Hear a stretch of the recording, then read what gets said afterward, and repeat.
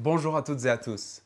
Aujourd'hui, alors que nous approchons de Noël, je veux vous partager une réflexion que j'ai eue par rapport à ce que représente cette fête. Noël est bien plus qu'une période de réjouissance, de cadeaux et de décoration. C'est un moment où le ciel et la terre se rencontrent, où l'infini se manifeste dans le fini. Si nous prenons le temps de plonger dans la profondeur de cette fête, nous découvrons un mystère, une vérité qui éclaire non seulement l'histoire humaine, mais aussi nos vies personnelles. Noël, c'est avant tout l'histoire de l'incarnation. Dieu, l'invisible, l'immortel, a pris chair. Il est entré dans le temps, dans notre monde brisé, en naissant dans une étable à Bethléem. Pourquoi une étable? Pourquoi une si grande humilité pour un événement aussi colossal? C'est là que réside le mystère. Dieu choisit ce qui est humble, ce qui est rejeté par le monde, pour montrer sa gloire. Jésus, le Fils de Dieu, naît dans une mangeoire entourée de bergers et d'animaux, pour nous rappeler que Dieu ne méprise rien. Il élève ce qui est bas. Il transforme ce qui est insignifiant en une manifestation de sa splendeur. Cette naissance nous enseigne également une vérité fondamentale. L'endroit où nous venons au monde ne détermine pas notre valeur ni notre destinée. Nous pouvons naître dans la pauvreté, dans des circonstances apparemment désespérées, voire répugnantes. Mais cela ne nous empêche pas de réussir, d'être inspirants et d'accomplir des choses extraordinaires. L'histoire de Jésus nous rappelle que la grandeur ne dépend pas des circonstances extérieures, mais de la lumière intérieure qui brille en chacun de nous. Le prophète Ésaïe disait en Ésaïe chapitre 9 verset 1 « Le peuple qui marchait dans les ténèbres a vu une grande lumière. Sur ceux qui habitaient le pays de l'ombre de la mort, une lumière a brillé. » Ce passage prend tout son sens à Noël. Lorsque Jésus naît, le monde est plongé dans les ténèbres. Des ténèbres politiques, des ténèbres spirituelles. L'Empire romain règne par la force et le peuple de Dieu attend désespérément une délivrance. Mais Jésus ne vient pas avec des armées. Il ne renverse pas les gouvernements terrestres. Il vient comme une lumière dans la nuit, une lumière douce mais invincible. Cette lumière ne force pas, elle éclaire. Elle invite chacun de nous à ouvrir les yeux et à voir le monde sous un autre angle, non pas comme un lieu de désespoir, mais comme un lieu de rédemption et d'espérance. Noël nous rappelle que même dans nos propres vies, la lumière de Dieu peut pénétrer les zones les plus sombres. Aucun péché, aucune blessure, aucune souffrance n'est trop grande pour que la lumière de Dieu puisse la transformer. Regardons maintenant les symboles de Noël. Pourquoi un sapin? Je suis vraiment désolé, je vais osciller entre sapin et sympa. C'est horrible, je n'ai jamais réussi à prononcer ce mot correctement. Mais pourquoi un sapin?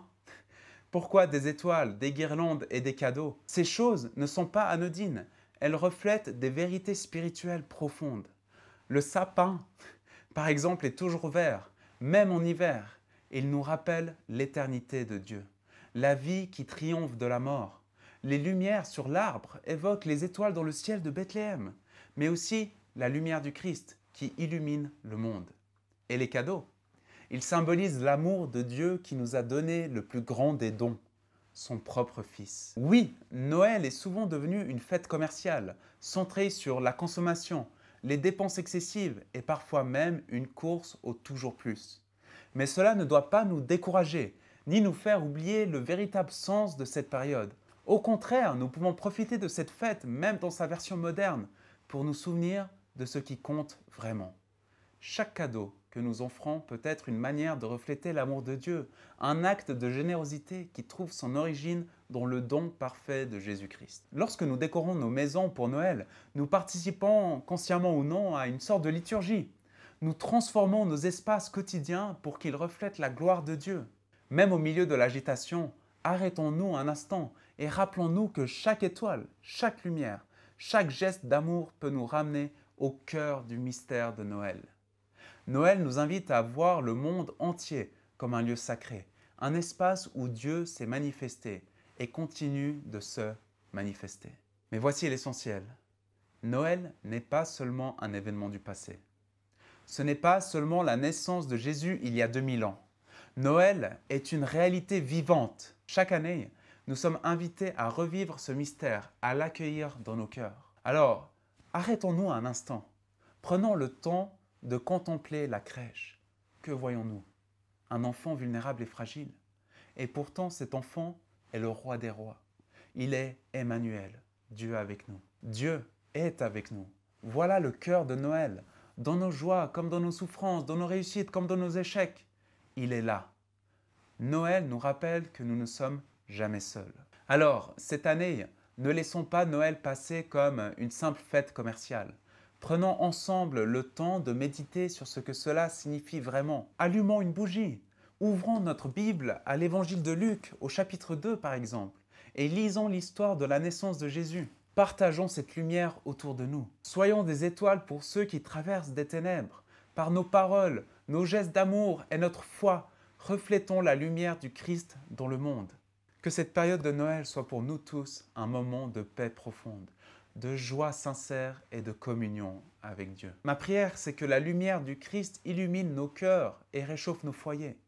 Puissons-nous trouver dans cette saison l'espérance renouvelée et une foi renforcée.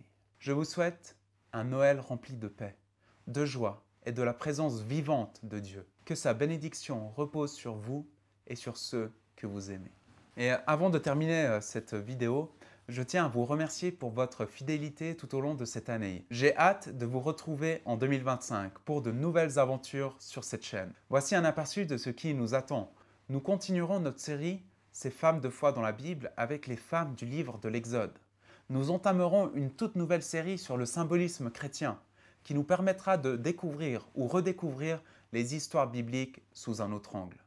Une vidéo spéciale sur Nietzsche et son fameux « Dieu est mort » verra bientôt le jour. Nous lancerons également une série de vidéos qui répondent aux objections et critiques courantes envers le christianisme. Et bien d'autres vidéos inspirantes et enrichissantes sont prévues pour approfondir ensemble notre foi et notre compréhension de la Bible. Je vous souhaite une très belle fin d'année. Que cette période vous apporte paix, amour et lumière divine. Prenez soin de vous et de vos proches. À très bientôt et que Dieu vous bénisse abondamment.